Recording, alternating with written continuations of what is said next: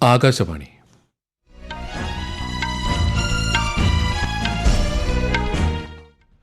നമസ്കാരം. വാർത്തകൾ വായിക്കുന്നത് സുധീൻ സൈനുദ്ദീൻ.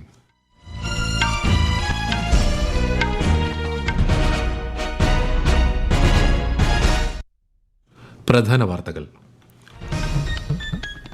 ഭരണഘടനാ ശില്പി BR അംബേദ്കറുടെ 135ാം ജന്മവാർഷികം നാളെ. ന്യൂഡൽഹിയിൽ പ്രത്യേക ആഘോഷ പരിപാടികൾ. ആശംസകൾ നേർന്ന് രാഷ്ട്രപതി ദ്രൗപദി മുർമു. അംബേദ്കർ ദിനമായ നാളെ പ്രധാനമന്ത്രി നരേന്ദ്രമോദി ഹരിയാനയിൽ വിവിധ വികസന പദ്ധതികൾക്ക് തുടക്കം കുറിക്കും. 2 വർഷത്തിനകം ദേശീയപാത വികസനത്തിനായി സർക്കാർ 10 ലക്ഷം കോടി രൂപ നിക്ഷേപിക്കുമെന്ന് കേന്ദ്രമന്ത്രി നിതിൻ ഗഡ്കരി.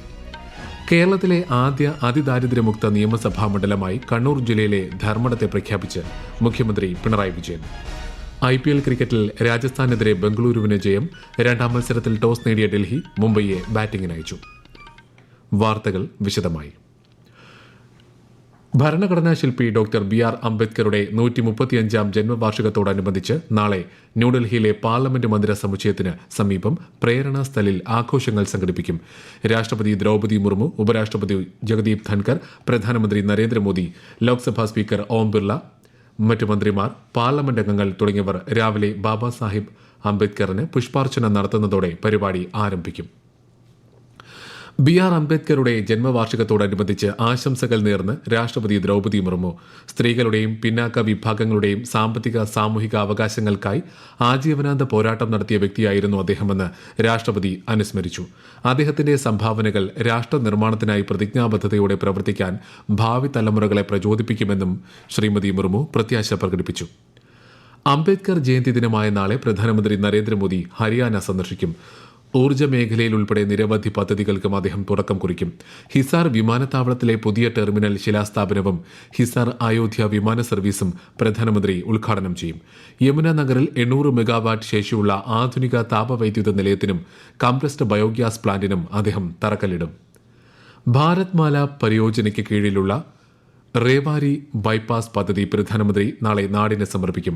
14 കിലോമീറ്റർ ദൂരം വരുന്ന ഈ പാത യാഥാർത്ഥ്യമാകുന്നതോടെ ഡൽഹി നാർനൌൾ യാത്രാ ദൈർഘ്യം 1 മണിക്കൂർ കുറയും.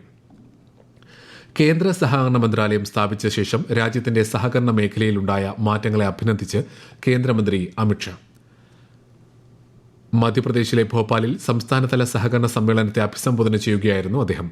സഹകരണ നിയമങ്ങൾ കേന്ദ്ര സർക്കാർ ക്രമീകരിച്ചതും ഈ നിയമങ്ങൾ സംസ്ഥാനങ്ങൾ അംഗീകരിച്ചതും സഹകരണ മേഖലയെ പുനരുജ്ജീവിപ്പിച്ചുവെന്ന് ശ്രീ ഷാ പറഞ്ഞു.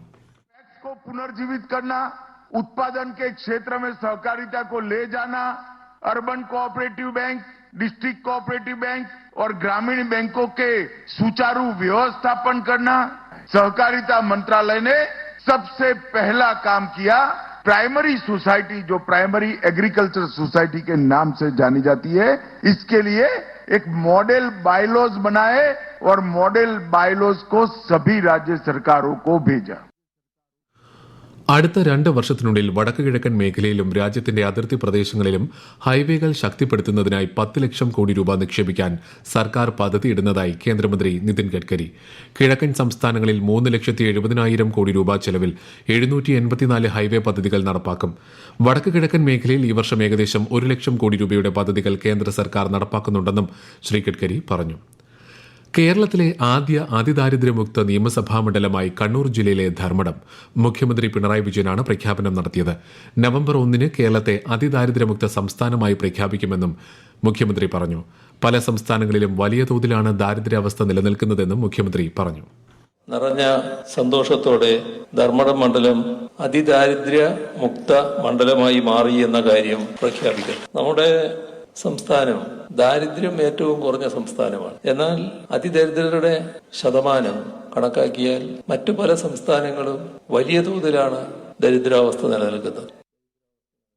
ഇന്ത്യ റഷ്യ നയതന്ത്ര ബന്ധത്തിന്റെ 78ാം വാർഷികാഘോഷത്തിന്റെ ഭാഗമായി ന്യൂഡൽഹിയിൽ സൈക്കിൾ റാലി സംഘടിപ്പിച്ചു. 300 പേർ പങ്കെടുത്തു. ഇരു രാജ്യങ്ങളും തമ്മിലുള്ള തന്ത്രപരമായ പങ്കാളിത്തം വിവിധ മേഖലകളിലെ സഹകരണത്താൽ ശക്തമാണെന്ന് ഇന്ത്യയിലെ റഷ്യൻ അംബാസഡർ ഡെനിസ് അലിപ്പോവ് പറഞ്ഞു. BJPയുടെ 45ാം സ്ഥാപക ദിനാഘോഷത്തിന്റെ സമാപന പരിപാടികൾ തിരുവനന്തപുരത്ത് പുരോഗമിക്കുന്നു.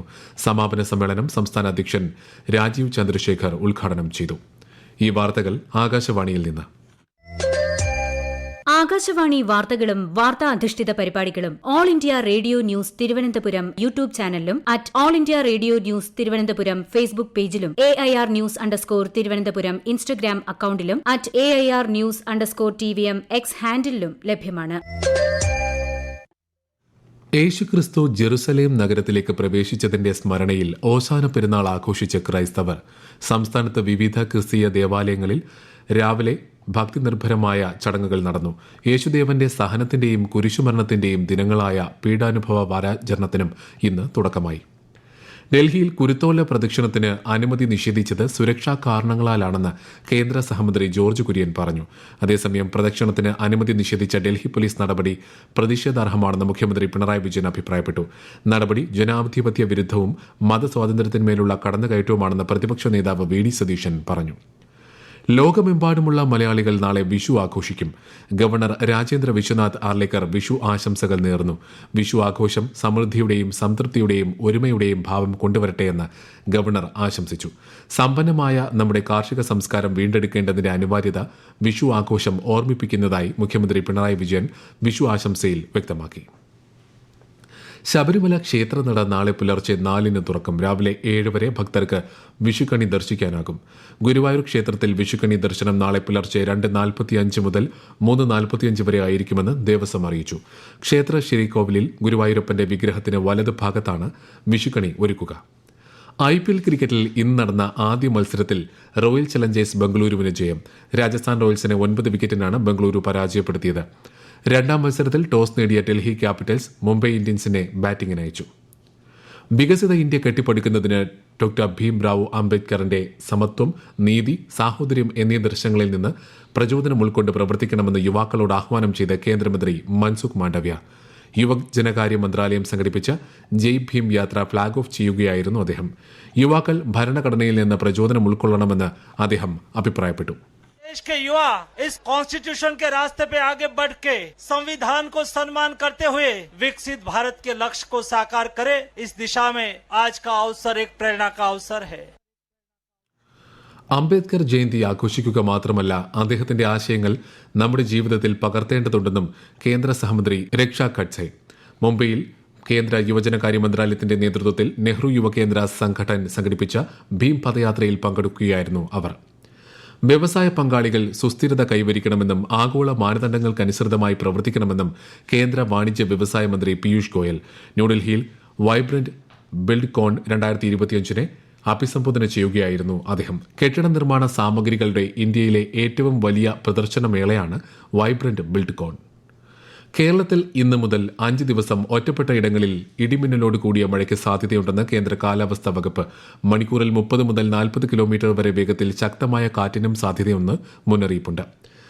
ആന്ധ്രാപ്രദേശിലെ അനകപ്പള്ളി ജില്ലയിൽ പടക്ക നിർമ്മാണശാലയിലുണ്ടായ സ്ഫോടനത്തിൽ 6 പേർ മരിച്ചു, 7 പേർക്ക് പരിക്കേറ്റു. ഇന്ന് ഉച്ചയ്ക്ക് 12:45 സംഭവം. പശ്ചിമ ബംഗാളിലെ മുർഷിദാബാദിൽ അക്രമ സംഭവങ്ങളുടെ പശ്ചാത്തലത്തിൽ കേന്ദ്ര ആഭ്യന്തര സെക്രട്ടറി ഗോവിന്ദ് മോഹൻ പശ്ചിമ ബംഗാൾ ചീഫ് സെക്രട്ടറിയുമായും DGPയുമായും ചർച്ച നടത്തി. സ്ഥിതിഗതികൾ നിയന്ത്രണ വിധേയമാണെന്ന് പശ്ചിമ ബംഗാൾ DGP പറഞ്ഞു. പ്രശ്നബാധിത ജില്ലകളിൽ സൂക്ഷ്മ നിരീക്ഷണം നടത്താനും സാധാരണ നില ഉറപ്പാക്കാൻ മതിയായ നടപടികൾ സ്വീകരിക്കാനും കേന്ദ്ര ആഭ്യന്തര സെക്രട്ടറി നിർദ്ദേശിച്ചു. CRPFനെയും മേഖലയിൽ വിന്യസിച്ചിട്ടുണ്ട്. മ്യാൻമാറിൽ വീണ്ടും ഭൂചലനം. ഭൂകമ്പമാപിനിയിൽ 5.5 തീവ്രത രേഖപ്പെടുത്തിയ ഭൂചലനത്തിൽ ആളപായം റിപ്പോർട്ട് ചെയ്തിട്ടില്ല. മാണ്ഡലെ മേഖലയിലെ വുൻവിൻ പട്ടണത്തിന് 14 കിലോമീറ്റർ വടക്ക് കിഴക്കായി 20 കിലോമീറ്റർ ആഴത്തിലാണ് ഭൂചലനം അനുഭവപ്പെട്ടത്. കഴിഞ്ഞ മാസം 28-ന് 3600-ലധികം പേരുടെ മരണത്തിനിടയാക്കിയ ഭൂചലനത്തിന് ശേഷം അനുഭവപ്പെടുന്ന ശക്തിയേറിയ ചലനമാണിത്. ഇറാൻ അമേരിക്ക ആദ്യഘട്ട ചർച്ച ഇന്നലെ ഒമാനിലെ മസ്കറ്റിൽ പൂർത്തിയായി. ഇറാൻ വിദേശകാര്യമന്ത്രി സെയ്ദ് അബ്ബാസ് അരക്ചിയും അമേരിക്കയുടെ പശ്ചിമേഷ്യൻ പ്രതിനിധി സ്റ്റീവ് വിറ്റ്കോഫുമാണ് ചർച്ചകൾക്ക് നേതൃത്വം നൽകിയത്. പ്രധാന വാർത്തകൾ വീണ്ടും. ഭരണഘടനാ ശില്പി BR അംബേദ്കറുടെ 135-ാം ജന്മവാർഷികം നാളെ. ന്യൂഡൽഹിയിൽ പ്രത്യേക ആഘോഷ പരിപാടികൾ. ആശംസകൾ നേർന്ന് രാഷ്ട്രപതി ദ്രൌപദി മുർമു. അംബേദ്കർ ദിനമായ നാളെ പ്രധാനമന്ത്രി നരേന്ദ്രമോദി ഹരിയാനയിൽ വിവിധ വികസന പദ്ധതികൾക്ക് തുടക്കം കുറിക്കും. 2 വർഷത്തിനകം ദേശീയപാത വികസനത്തിനായി സർക്കാർ 10 ലക്ഷം കോടി രൂപ നിക്ഷേപിക്കുമെന്ന് കേന്ദ്രമന്ത്രി നിതിൻ ഗഡ്കരി. കേരളത്തിലെ ആദ്യ അതിദാരിദ്ര്യമുക്ത നിയമസഭാ മണ്ഡലമായി കണ്ണൂർ ജില്ലയിലെ ധർമ്മടത്തെ പ്രഖ്യാപിച്ച് മുഖ്യമന്ത്രി പിണറായി വിജയൻ. IPL ക്രിക്കറ്റിൽ രാജസ്ഥാനെതിരെ ബംഗളൂരുവിന് ജയം. രണ്ടാം മത്സരത്തിൽ ടോസ് നേടിയ ഡൽഹി മുംബൈയെ ബാറ്റിംഗിനയച്ചു. വാർത്തകൾ കഴിഞ്ഞു. അടുത്ത വാർത്താ പ്രക്ഷേപണം രാത്രി 8:35.